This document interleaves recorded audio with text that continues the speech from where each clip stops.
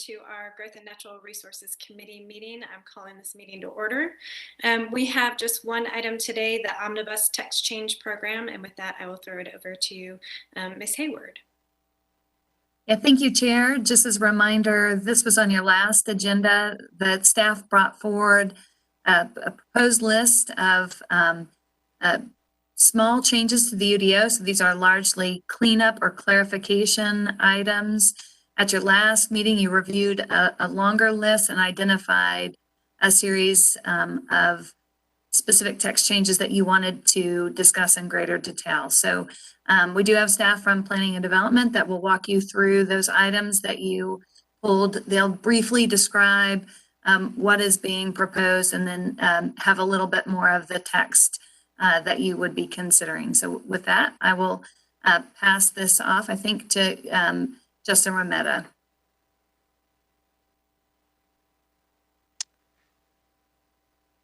Hi, this is Keegan McDonald. So I will be the presenter. And if you give me one moment, just going to share my screen.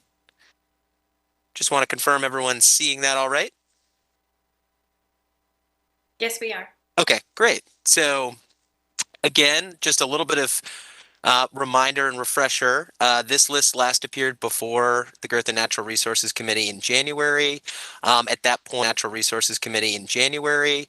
At that point, you saw the kind of full scope of the list, 30 some odd items, and the committee asked for some follow-up and or additional information on 11 of those items. Before I dive into the details on a few of those, I did want to cover quickly items recommended for removal. So item number 29, which deals with the summary of review authority for the RHDC, which is really clarifying some points made within the review table. And this item was actually discussed at the January 25th meeting. At that point, the committee did recommend it be removed from this omnibus list as the city attorney's office is working on a separate change to perform that type of cleanup. But we did want to include it here just for posterity, so the committee does remember. Item number 14 dealt with townhouse driveway area in the front yard. So this is basically the extent to which a driveway, the extent of a driveway in the front yard area for any one townhouse lot. We discussed this with transportation staff, and we recommend this be removed from the omnibus list and instead folded into the upcoming Raleigh Street Design Manual update, as it's fairly technical and we think there's a solution out there, but it probably requires further discussion with some of our internal and external stakeholders to make sure we arrive at something that's workable. And then lastly, item 31, which dealt with definitions and standards for supportive housing and special care facilities. This is related to how these terms are defined under state law, and also creating an option for relief from the spacing standard. We have consulted with the city attorney's office, and I think as mentioned at the last meeting, they feel this item is again best to be removed from this omnibus list and handled via separate text changes that would be led by that group. So this time I'm happy to answer any questions if there are any on these items, and if not, I'm happy also to proceed with the rest of the presentation. Council members, I can see you. Do you have any questions? I think we're good to roll on, Mr. McDonald. Okay, great. Thanks so much. So the first item is non-subdivision, final plat, and recorded instruments web notice. And just to give you a sense of how I've structured the presentation, just going to give you sort of a big picture overview of what the problem is and the proposed solution, and then provide a little bit more detail, and where applicable also what those text changes or code changes would look like, because I think you'll see most of them are pretty minor in nature, which is of course the intent of the omnibus. So on this item, staff recommends removing the web notice requirement for non-subdivision final plat and recorded instruments, as these records are searchable via other means and approval is ministerial in nature. Moreover, we feel that the web notice requirement has placed additional demands on staff time and does require significant upkeep for what is not a ton of benefit that we see. And so a little bit more about these types of recorded maps. So they are recorded maps that are not really intended for development purposes. They're more minor in nature. They could be recombining lots, placing an easement, or moving an easement on a property. Large scale subdivisions where you have no right-of-way dedication, or occasionally where we have land acquisition for public streets. And currently, web notice is not required for final plats.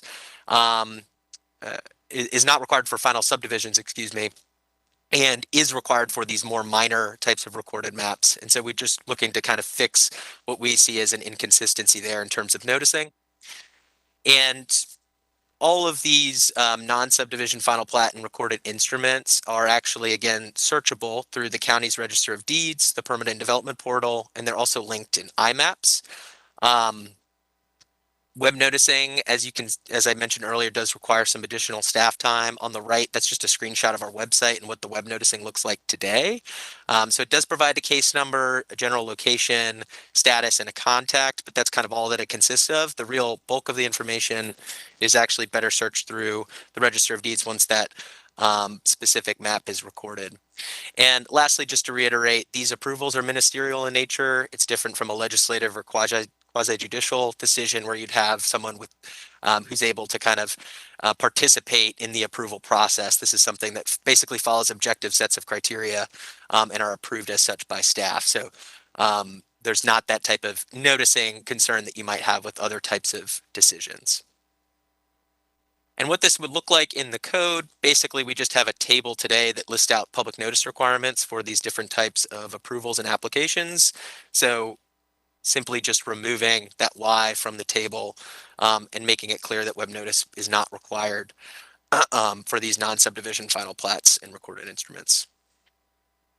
So at this time, I'll pause and you can let me know if you'd like me to pause after each item or if you just want me to proceed with the whole presentation. We can kind of recap at the end, whatever is best for the committee. I see Councilmember Kotz has his hand raised. Could you go back to the web page? So it's really just a list of cases, is that correct? Yes, it's my understanding this is what the web notice for that item consists of today in terms of what the city is providing. Okay. Hold on 1 minute. Apologize for that. Forgot to mute. Okay. I mean, it's a very simple web page, and I'm surprised that it's such an onerous thing to maintain it. It's nice to have a list, and that way people don't have to go to another website and conduct a search in order to find items. So I would be inclined to say, let's try to find a way to automate creating this list and remove any manual work that has to be done in order to update it, and but I would like to maintain the notification. It seems to me that more information is better. Do other council members have any thoughts on this one? Mr. McDonald, I'm wondering if there's some confusion here. What I understood was this list will still exist, but there won't be like an additional web notice for this. Am I misunderstanding? Or is this list going away? Yeah, it's my understanding this list is the web notice. And so we do allow people to search for these types of recorded maps again via the Permanent Development Portal. So there would be an option to search if you were curious about a specific property and if there was one of these types of instruments recorded. But it's my understanding this list is the web notice, and I'll let Justin and or Pat weigh in if they understand differently, but that's my understanding. Egan, can you advance to your table that shows similar right here? So we'll certainly follow the policy direction of the committee.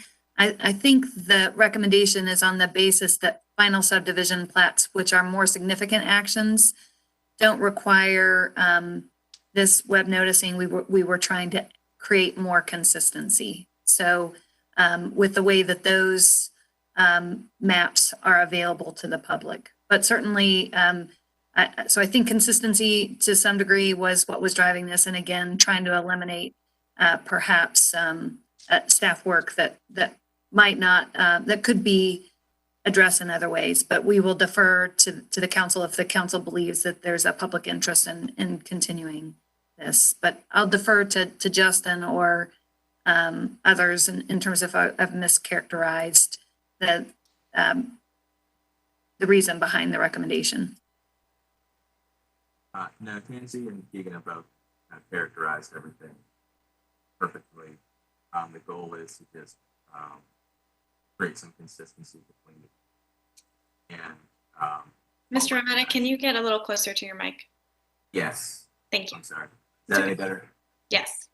So yeah, the current list is, as you saw, just a kind of a static list. Doesn't necessarily provide a lot of benefit in terms of where exactly property may be located. An actual image for one to look at. As Keegan noted, those things pretty readily available elsewhere. The only other thing I would add is that it does. Justin, I'm sorry, I'm having a very hard time hearing you. I apologize for interrupting you. No, that's okay. I apologize. I will just do my best to yell, and hopefully y'all can hear. The only other thing I was going to say was that the list is maintained by a planner in our staff member in our department who does do other professional planning work such as permits. So it does take time out of staff's day to update this list. But as Tansy said, it's the wish of the committee. Certainly do that. We were just trying to create some consistency and reduce some of the burden. Councilmember Fort.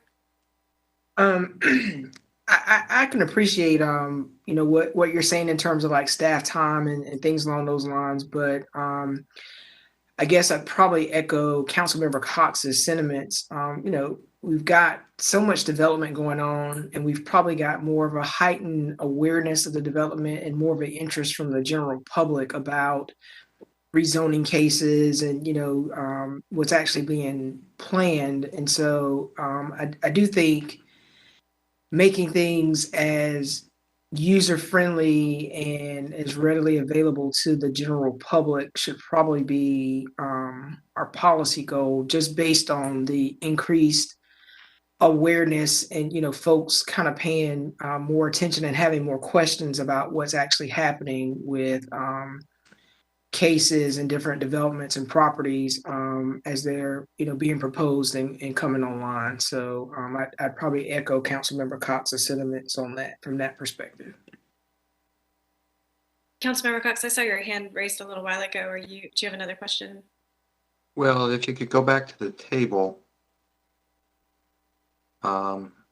I can understand you wanting to have consistency, but I think the web is probably the easiest way of notifying the public. You don't have to mail anything. You don't have to publish anything in a newspaper. You just put it on the web. And like I say, what was being shown was a very simple list.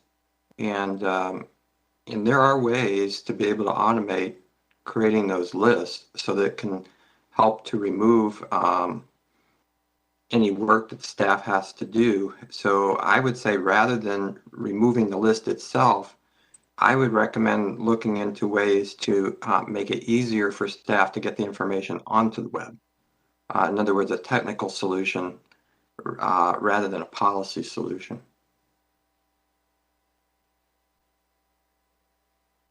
I think we can keep going. We'll keep track of these that you give feedback where there appears to be a consensus to remove them. So on the backside, we'll keep a list as you conclude your conversation.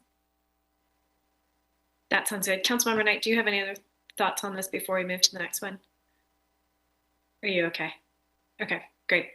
And just, I know that when this is showing up on TV and for our viewing audience, I can see fellow council members. I think you all can only see the screen, but so it's a little strange, I think, for everybody else. But given the technical nature of what we're dealing with, I think this format will work well for our discussion for right now. Mayor Pro Tem, this is Pat Young, Planning and Development. Just wanted to weigh in that we certainly can pursue the solution that Councilmember Cox suggested, which is to automate the process and save staff time. The only reason we brought it to you was to reduce staff time. We certainly don't want to reduce notice. As mentioned by, I think, both my team members, this information is available elsewhere. Councilmember Cox is correct that this is where it's in a list and it's most easily accessible without having to search for it. So we'll work with our colleagues in IT and within our internal IT to try to do that if this is removed. Thank you. Thank you, Mr. Young. And Mr. McDonald, I think we can roll forward to the next item. Okay, great. Thanks so much. So the next is related to telecommunication setback standards. And big picture here is we are recommending synchronizing the setback relief process for telecommunication towers greater than and less than 250 feet in height. And so in the code today, we have different sets of standards for towers that are under 250 feet in height and those that are greater than 250 feet in height. And right now, there is an allowance for those larger towers to seek relief from the Board of Adjustment for their setbacks. If it can be shown that it would reduce the number of users in the area and not be injurious to property or improvements. In no instance can that setback be reduced to less than 50% of the tower height. And the way the code is worded today, there is a cross-reference included, but it's a little unclear what the process should be. And so what we are proposing is not changing the setbacks themselves, but just creating a process by which these smaller towers can request relief from the Board of Adjustment to adjust their setbacks. And just to show you, this is just exemplary of, or an example, excuse me, of a telecommunication tower plan that you might see and how those setbacks relate on a plan document that the Board of Adjustment would review. And again, the proposed change is to strike the cross-reference, which we think was aiming to accomplish this same goal, and instead replacing it with clear language about what powers the Board of Adjustment has to reduce that setback. And so the actual setback standards would remain the same. This is just clarifying that the process by which they can receive relief, whether or not you're a smaller or larger tower, is the same. So I'll pause there unless you'd like me to proceed. Thank you. Councilmember Cox. Yeah, I just have some questions for clarification. If you could go back a slide or two. Next one. Yeah, right there. So I'm confused by the phrase, the statement to reduce the number of users in the area. Why would someone want to move a tower to reduce the number of users? So I agree that perhaps we could look at clarifying that language. I think what that's referring to is the number of telecommunication users, if they're going to have like a sort of a broader reach, so to speak. So there's not quite as many telecommunication towers. Well, this is saying number of users, reducing the number of users. It's not saying reduce the number of towers.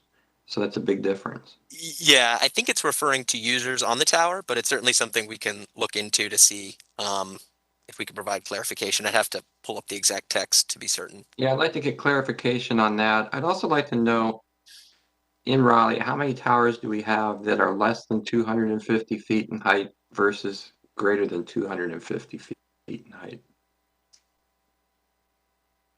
I mean, how many towers would this affect? Another thing for clarification is setback cannot be reduced to less than 50% of the tower height. So does that mean that if you have a 250-foot tower, the setback cannot be less than 125 feet? Yes, I believe that's how it's been applied today for towers greater than 250 feet in height. This language is pulled.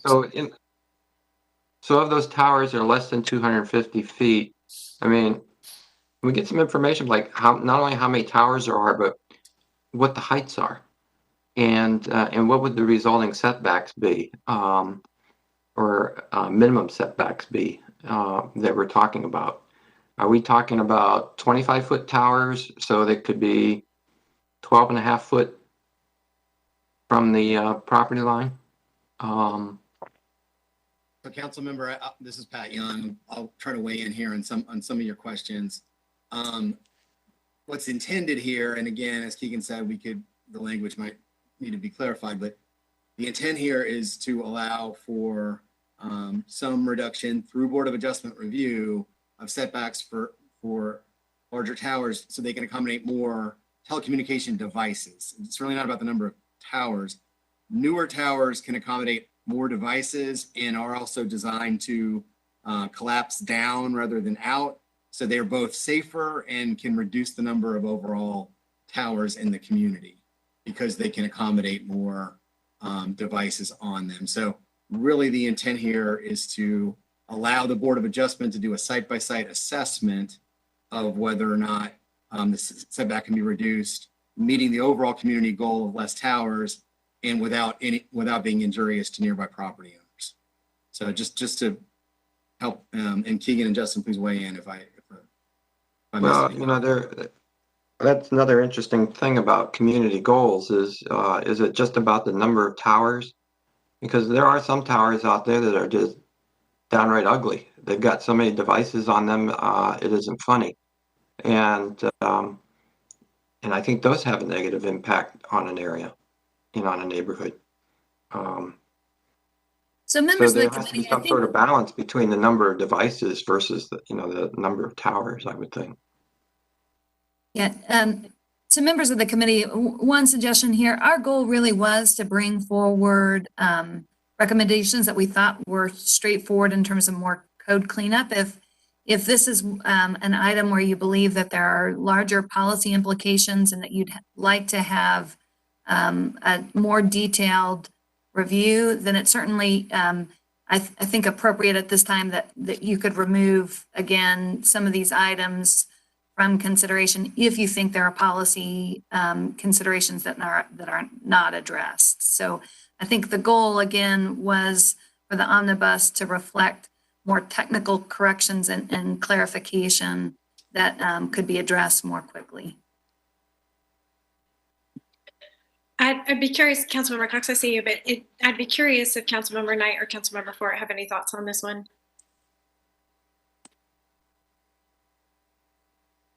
I don't. Okay, I'm seeing no. Councilmember Cox, I hear your concerns. I'd like to go ahead, just noting that it's 4:24 and we've only gotten through 2 of these items. I'd like to kind of keep chugging through. I think we've got your thoughts on this one, and let's see what else we've got, if that's okay. Okay, that's fine. All right, Mr. McDonald. Sure. Happy to proceed. So the next item is NCODs and residential infill setback standards. So there's 2 components to this. The first is staff recommends utilizing existing language to allow NCOD and infill setback standards to be adjusted when an impediment is present. Staff also recommends utilizing existing language to account for changes in right-of-way width when applying NCOD setback standards. So today there are multiple standards in the code that enforce a specific setback range. So that really just means how far the building can be from the street. A recent text change, TC 1919, modified the Build 2 standards to account for certain impediments, such as utility easements or riparian buffers. And these exemptions exist in some form today in the infill section of the code, but they do not exist at all for NCODs. And again, just for clarity and for the public, NCOD, acronym for Neighborhood Conservation Overlay District. Here's an example of how this may play out. So the graphic on the left is actually just taken from our code. The image on the right is a real-world example of where a sewer line easement cuts across a street, and the infill regulations that do account for impediments allowed the home to be sited outside of that sewer line easement, and they didn't have to seek relief from the Board of Adjustment. And so we're asking that basically the same language that is included today for infill be inserted for NCODs as well. excuse me, for, that's Keegan, included for Bill to be inserted for NCODs as well. I'm sorry to interrupt, but I lost everybody on my end, and I didn't know if we lost connections to everybody. I'm seeing you, Mr. Cox. I'm seeing everybody else in the presentation. Are you Okay, good now? everybody's slowly coming back. So I didn't lose Keegan or the presentation. I just lost everybody else. Okay. Okay, I'm I sorry. think we're good. Thank you for checking. Okay. All right, I'll proceed. And so the second portion of this is to allow for changes in right-of-way width to be taken into consideration when you're determining the appropriate setback. And so this is an example where this is actually taken into effect with our infill regulations. And so you can see that blue line represents the right-of-way boundary, and it is a little bit different due to dedications that have occurred over time. And what we're proposing is inserting language so when an NCOD enforces some type of setback range, that it's based off of the center line of the street and not the right-of-way boundary, and that will ensure that homes actually line up instead of some being staggered from one another, which is really counter to the intent of the NCOD regulations. So what this looks like in the infill section of the code, just deleting the language that is there, which has worked to some degree, but is not quite as precise or as explicit as the language contained in 156C3. So just including a cross-reference. And then within our NCOD section, similarly, including a cross-reference to that section 156C3, and then including language that references that change in right-of-way width and how that may impact the setback. So I will go ahead and pause and see if there are any questions. Mr. Cox? Yeah. Have we received any feedback from the public about this one? Any residents that live in NCODs? I've not heard any specific feedback. I do know of some NCODs where Did we seek that feedback? we've not done any explicit public outreach at this time for this omnibus text change. The council has not yet authorized this text change. Once the text change is authorized, it'll go through the general outreach and the text development process. Okay. Any other council members have questions? Okay. Next. All right, thanks. So the next item, number 9, street protective yard applicability in IH, which is our heavy industrial district. And so the question here is whether or not a property zoned heavy industrial should be required to install a street protective yard when across the street from a property that's also zoned heavy industrial. Currently, the code does not provide a clear answer and tells you two different things depending on which section you're looking at. So street protective yards are intended to screen and buffer a particular use from an adjoining right-of-way. To the right, you can see an exhibit taken from our code just showing two different types of street protective yards that provide different types of screening and or landscaping. These buffers are generally required in the heavy industrial district or for certain uses in Chapter 6. Apologies for the typo there. And here are two snippets from the two sort of conflicting sections of the code. So up above is sort of the general street protective yard standards. And what that section is telling you is that a protective yard is only required when the IH district is across the street from any other district that's not heavy industrial. So think about IH across from some mixed use district, for instance. And when you go into the general building standards in section 441, you see a separate requirement that states it should be established along all property lines abutting a public right-of-way. Here's just an example of a heavy industrial area. And again, what's in question here is when you have two IH properties across the street from one another, should a street protective yard be required? And there are two options. Option 1 is fixing the general building standards, and this would be only requiring that protective yard when the IH district is across from any other district other than IH. And then option 2 would be requiring it along all property lines abutting a public right of way, excuse me. I will note that we have been enforcing option 2, which is the more stringent standard, and we've been taken that position just because that's generally how the code operates. The more restrictive standard holds, but we were hoping to seek clarification just because we have gotten questions during the review process of people looking at 2 sections and coming to 2 different conclusions. Great. Council members have any questions? Is there a sense of which option y'all are leaning towards? Must be established. Councilmember Cox, I think you're unmuted too. Yeah, I mean, my concern isn't just that the heavy industrial district is across from another heavy industrial district, but rather, you know, is it adjacent to a street? And so are we saying that they would still have a protective yard if it's next to a street? Yes, so this specific requirement is just related to those street protective yards. So these are only established along rights of way. Option 1 would only require it if it's across the street from a non-heavy industrial property. Option 2 would require it in all instances wherever there's a public right of way. Yeah, I really don't like driving into any city and having to drive by. I mean, it's one thing for cities to have heavy industry. It's another thing to have to see that industry, you know, right up to the road. And so I would require option 2 is my choice. And Mr. McDonald, to confirm, it sounds like staff has been enforcing option 2 right now, correct?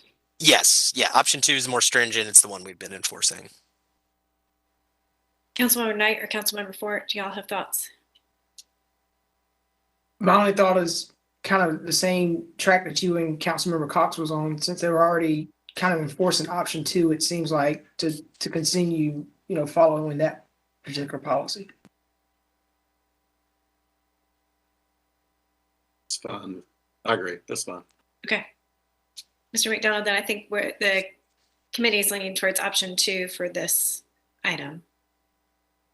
Okay, great. I will mark that down. Thank you. Okay, now moving on. This is item number 15, Conservation Management District Tree Planting Standards. Big picture, staff is recommending modifying the existing cross-reference to align with current practice. So what that really means is within the conservation management section of the code, there are standards for tree preservation and planting. However, there's an existing cross-reference that has led to confusion. It directs you towards a section of the code that's unclear. And also the planting standard that does exist there does not contain a seedling option, which has been past practice for some time. And staff proposes revising that cross-reference and updating the cross-reference section to include the term shade tree, which is defined in the UDO. So these are the 2 changes recommended within the conservation management section, correcting that cross-reference to 919A6, and then 919A6 is provided below. And so you can see the 2 options that are shown, one being that seedling and one being the 2-inch caliper tree option. And within that section, just inserting the word shade because shade tree is a defined term in the UDO. So I'll pause. Great. Councilmember Cox and then Councilmember Knight. I don't have a problem with seedlings. It does seem like one seedling every 100 square feet, 10, so it'd be every 5 feet, I guess. My main concern is that when we start planting seedlings that they die. And so what are the provisions if we're going to allow seedlings or any tree for that matter? I mean, what are the options that we have to ensure that we actually get the growth that we're intending to get? That the trees are watered. Here's Zach Manor, Raleigh Parks, Urban Forestry. Okay. There isn't a set follow-up inspection per se, but as the trees are inspected in installation and at the final CO of the property, to show that they're established. So this is the case whether it's the 2-inch tree or the seedling in general. Typically, issues down the road in these scenarios are more complaint driven, as far as when we are made aware of an area that is supposed to be forested or planted where the trees don't survive. It's also situations where ongoing development in the same vicinity has staff in proximity and they're able to check on it there. I don't know if that specifically answers your question, but that's general staff. It clarifies how we're doing things. But I guess the question is, what do we want to do going forward? And so, I mean, do we provide guidance as to what seedlings get planted and what types of trees they get planted? Are we talking about seedlings for oak trees, or are we talking about seedlings for much smaller trees and at adulthood? And Okay, so we have a recommended species list on the website that we use general for street trees. We have some requirements in place that they can't be invasive. Typically, the more diversity available in planting is beneficial. So in these cases, think about we're trying to grow a forest.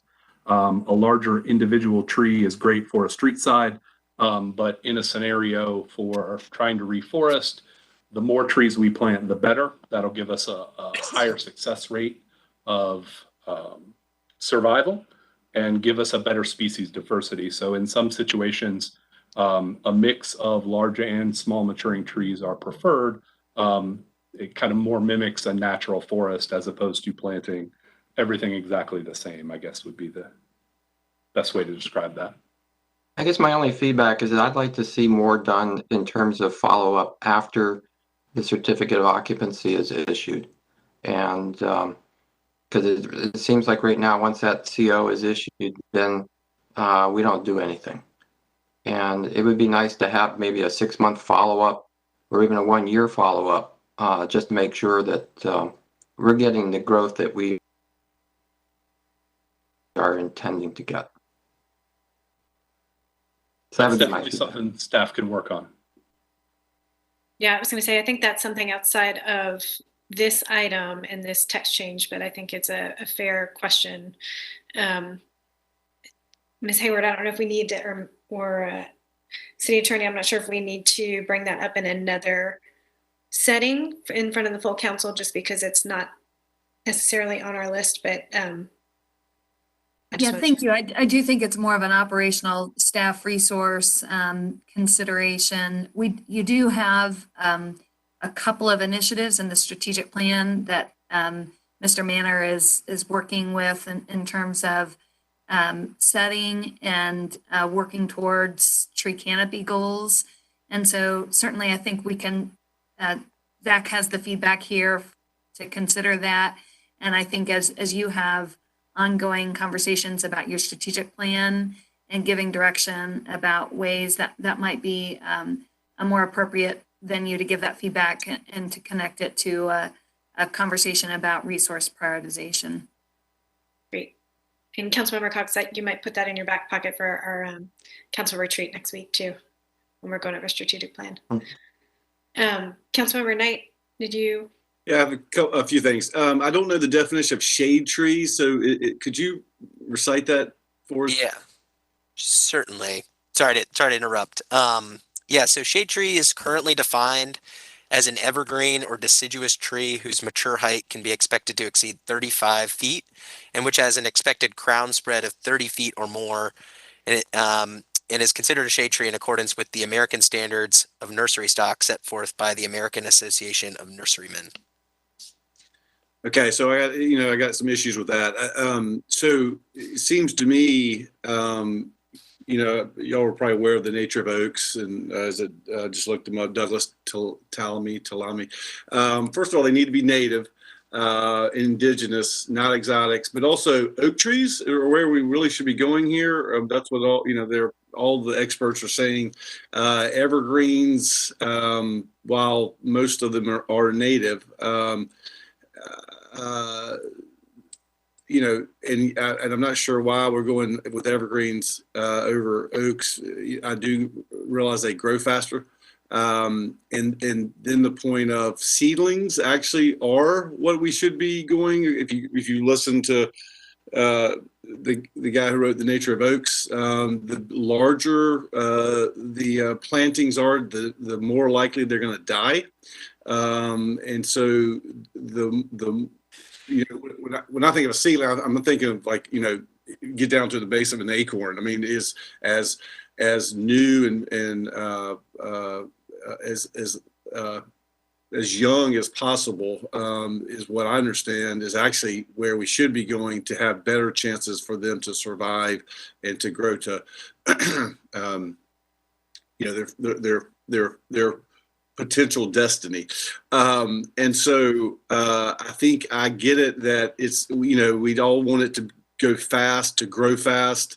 But that's the problem around when you take down big trees, is that it's going to take a long time to replace them. And that's why we need to be, which we are with the new rules that we're looking at under the other area that we're looking at as to tree conservation and preservation. So I think that's important. I think these two should be looked at together. Actually, I think that would be helpful too.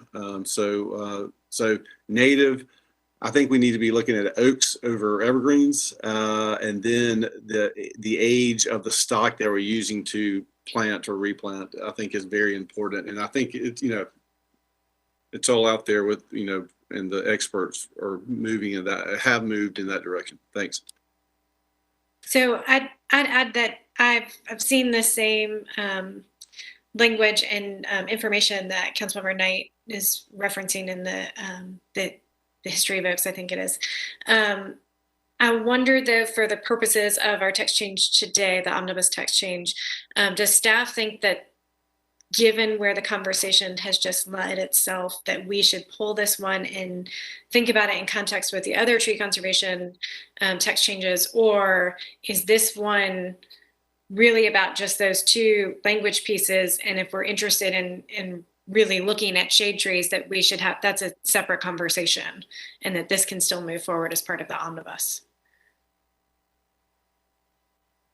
So I will defer to Zach to speak to the benefit of that. I think that the scope of the omnibus, again, was not intended to revisit significant policy or to change policy, but to provide more clarity and technical assistance here. So in terms of this minor change, I do think that this minor change would reposition the code to give more clearer direction that seedlings are permitted, which does seem to be consistent with the council discussion. So though there might be broader objectives policy objectives that you might seek to request, I think this clarification would clarify the code in a way that seems to be synchronous with your discussion. But in terms of the broader questions about species and how that will connect to other policy work and whether that should be deferred, I think Zach Manor is in a better position to answer that question. Sure. So I would agree that as we work through some of those new proposed conditions, we're going to work on developing some species lists, and I think that'll help inform what actually gets planted down the line. I would agree with Ms. Hayward that just kind of this specific text change doesn't pigeonhole us or limit us in any way there. So as part of those broader conversations, I think we could work to fill in some of the gaps that the council members have and concerns and questions about species and size and things along those lines have some additional ability as we move through that process. Thank y'all. Councilmember Knight. Yeah, and this is my ignorance. I don't know, when you say the CEM zone primary tree conservation areas, what are those actually? I don't know what those are. Are those on every development site? Is that just where they put the fences around, or is this a larger area that we're talking about? The conservation management zoned areas are larger kind of overlay zonings for certain areas, watersheds, things along, not specifically to watersheds, but certain conservation themed areas. So most pieces of the city are not covered by CM zoning. So it's more of a smaller occurrence in specific highlighted areas. Y'all could just get us a map to show that overlay for the city. That'd be awesome. Thanks. Councilmember Cox. Yeah, I'd also like to see the current language. Obviously, what's being struck out here in section 421C is a cross-reference to 9110. And so I guess currently it says it shall be planted with shade trees in accordance with 9110. I'd like to see that language so that I can compare it to what's being proposed.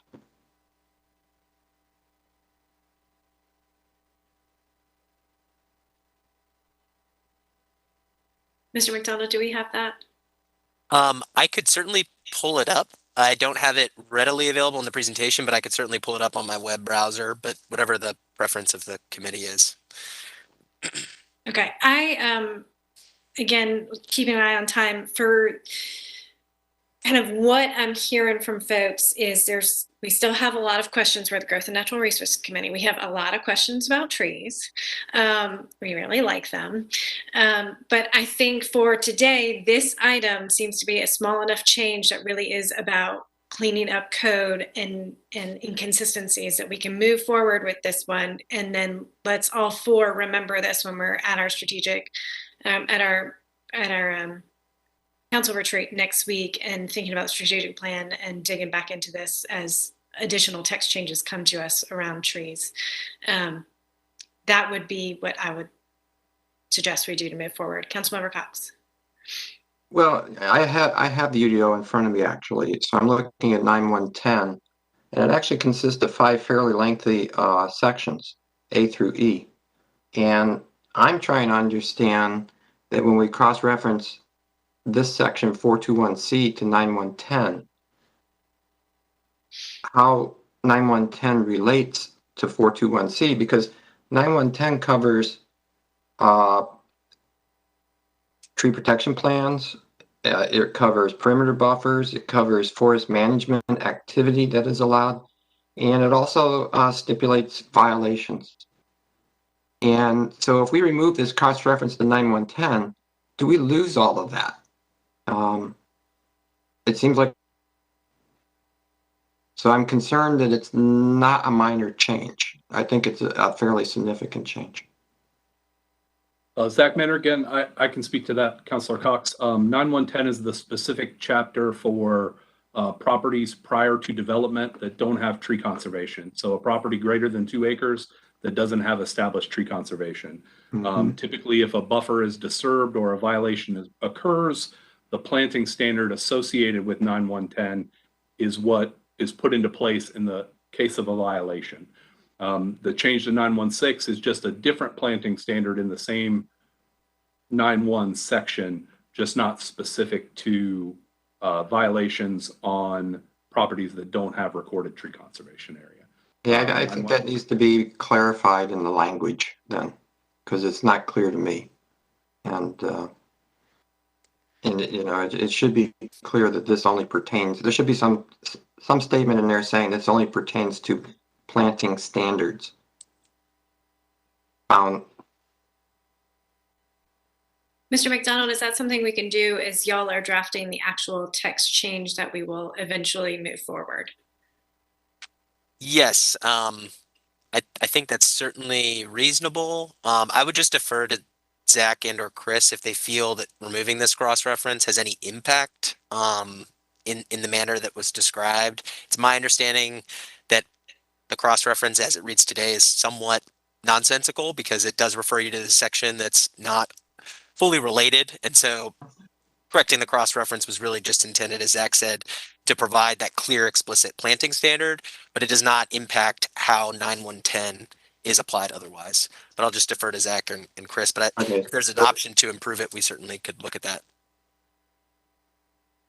I have made a note in our rolling list for your motion that there's an intent for staff to clarify for item 15 that the cross-reference to 919A6 is related to planting standards. So when we come back, at the end, I'll try to roll through the things that you've identified. Okay. Thank you. All right, if folks are good, let's keep moving. Okay, thanks. So the next item is tree conservation recordation following permitted tree disturbing activities. So staff recommends modifying the existing language to recognize tree conservation areas may be located and therefore recorded on land outside of Wake County. So section 916 today sets forth procedures for permitted tree disturbing activities. It also includes options for planting or designation of replacement trees following those activities. Currently, the code section only references the requirement to record the tree conservation areas with the Wake County Register of Deeds. However, development does occur outside that jurisdictional area, specifically in Durham County. And this slide just shows a map of some of those developments that have occurred and are occurring outside of Wake County and in Durham County. And so what staff is proposing is to simply strike the term Wake from the existing section and instead say local county register of deeds, as this is following our current practice. Mhm. Great. Okay. Good. I think we can move forward. Okay, great. So the next is tree planting following tree disturbing activities. So this is actually pretty similar to the previous item. We're recommending modifying the replacement and planting standards for tree disturbing activities to use a term that's defined in the code. So again, 916 sets forth those procedures for permitted tree disturbing activities and currently lists the planting standard as shown. This is actually a different section than what you saw before, but it's the same principal issue, just replacing, or excuse me, inserting the word shade in this section to make it clear, because that is a defined term, and right now it just reads as tree. I'm seeing no, sorry, cats are getting hungry. I'm seeing no questions from folks. Are we good?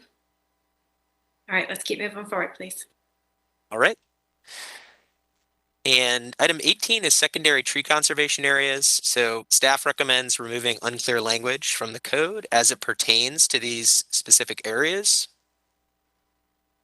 So 914B details the hierarchy and standards for designating secondary tree conservation areas, including perimeter buffers.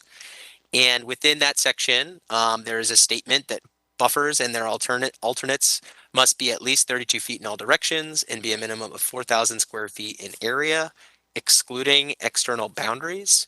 Staff believes the phrase excluding external boundaries is unclear and not needed.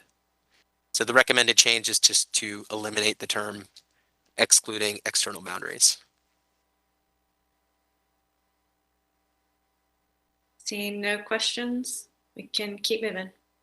All right. So that actually concludes the list of items that the committee requested additional review on. Here are the next steps, but I think the committee is aware, and so happy to answer any other questions that you may have. Great, thank you, Mr. McDonald. Can we take down the presentation now?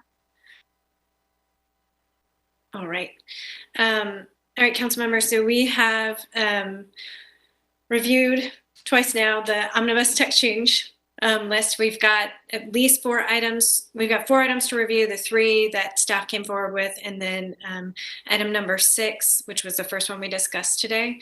I am ready to make or hear a motion to move the omnibus text change program back to council if folks are good, and we may need help on the very specific language from Ms. Hayward. So I've taken a shot and certainly would want to be responsive to the language.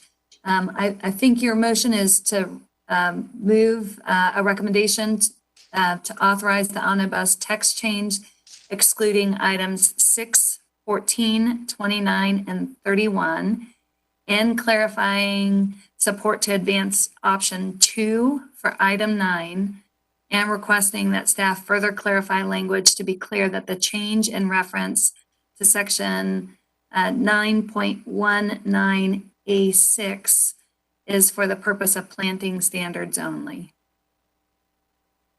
And with that, I'll so move. Do I have a second? Councilmember Fort? Councilmember Cox, was that a question or? All right. All in favor? Great. Clerk, that's unanimous. And with that, we have nothing else on our agenda, but does anybody else have anything further? All right, well then meeting adjourned. Thank y'all very much. Thanks to all the staff's help. Y'all put a lot of effort into this and we really appreciate it.